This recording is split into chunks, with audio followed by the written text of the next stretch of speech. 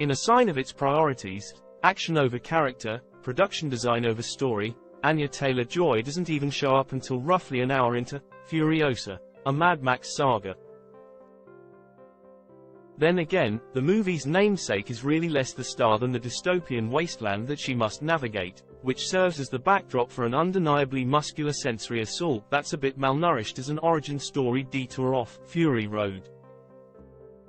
Director, co-writer George Miller again infuses his film with a manic energy essentially designed to power through its narrative shortcuts.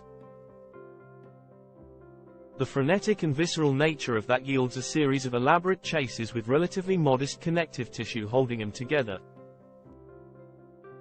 Spending almost as much time with younger versions of Furiosa as Taylor-Joy, the already tough girl is quickly abducted from a haven called the Green Place, a place of abundance, as one of the raiders describes it, and taken to the warlord Dementus, played by Chris Hemsworth with an over-the-top lustiness that puts Thor to shame, even before factoring in the amusingly nasty prosthetic nose.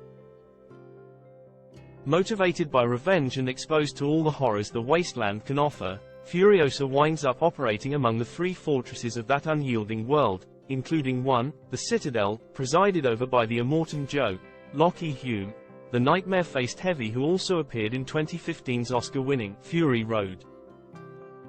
After a strong start, the action becomes a bit repetitive. And while the Mad Max series has never exactly been known for its intricate plotting, the centerpiece of those movies, The Road Warrior, built a credible foundation, stakes and framing device for the high-octane violence. Here, Miller and co-writer Nico Lathoras structure the film in 5 numbered acts, roughly 30 minutes each, which adds to its already episodic quality, causing the few major characters to disappear for stretches.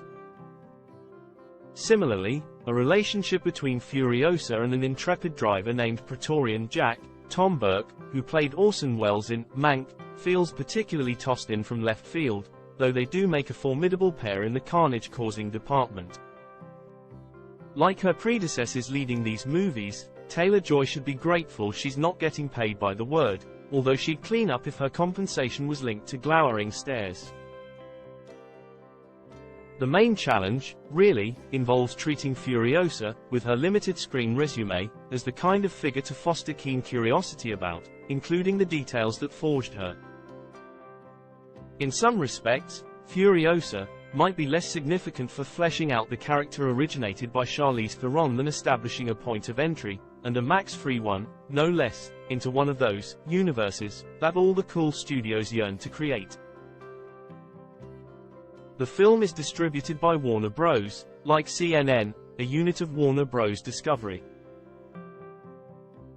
45 years after Mad Max introduced many to a young Aussie named Mel Gibson, Miller certainly hasn't lost his touch as a visual stylist and mad maestro of elaborate action. In almost every other respect, this feels like one of those instances where there's more sound than fury. Furiosa, a Mad Max saga, premieres May 24 in US theaters. It's rated R.